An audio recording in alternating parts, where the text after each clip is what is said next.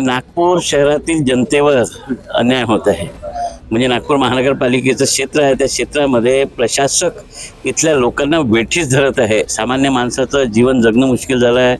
पाण्याचे बिलं वाढवून टाकलेले आहे. महानगरपालिकेची जी मूलभूत सोयी पुरवण्याची जी जबाबदारी आहे तिचा आणि प्रशासकाचा कुठलाही संबंध नाही आणि जनता हवालदिल झालेली आहे. मला वाटतं की काँग्रेसनेच महानगरपालिकेतले जे घोटाळे आहे, आयुक्तांचे घोटाळे हे सातत्यानं काढलेले आहे आणि येणाऱ्या अधिवेशनात सुद्धा नगर विकास पुरवण्याची चर्चा आहे, त्याच्यामध्ये सुद्धा निघणार आहे. परंतु महानगरपालिकेचा प्रशासक याला कुठलाही फरक पडत नाही आणि सरकारच्याही ऐकण्याच्या मनस्थितीत ऐकी नाही अशी अवस्था आहे. सर, एक असं की मुख्यमंत्री महाराष्ट्राचे आहेत, महसूल मंत्री नागपुरातले आहेत, मुख्यमंत्री नागपुरातले आहेत, रस्त्याचे जे केंद्रीय मंत्री आहेत ते पण नागपुरातले आहेत, पण नागपुरातले रस्ते हे खड्डेमुक्त झालेले नाही आहेत. गेली 11 वर्षे केंद्रीय मंत्री नितीन गडकरी हे नागपूरचेच खासदार आहेत. मला वाटतं आता ते समोर येतातच आहे. आमचे पालकमंत्री साहेब यांना हे प्रश्न विचारले तुम्ही तर चांगलं होईल, कारण की त्यांचं म्हणणं आहे की नागपूर शहरात कुठल्याच समस्या नाहीत, नागपूर शहर चकाचक आहे.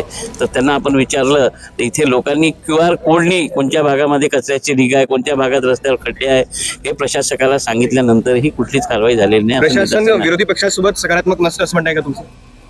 विरोधी पक्षासोबत नाही हो, शहरातल्या जनतेसोबत सकारात्मक पाहिजे ना. विरोधी पक्ष कशाला तर त्याच्या घरचं काम करायला थोडी ना सांगतो.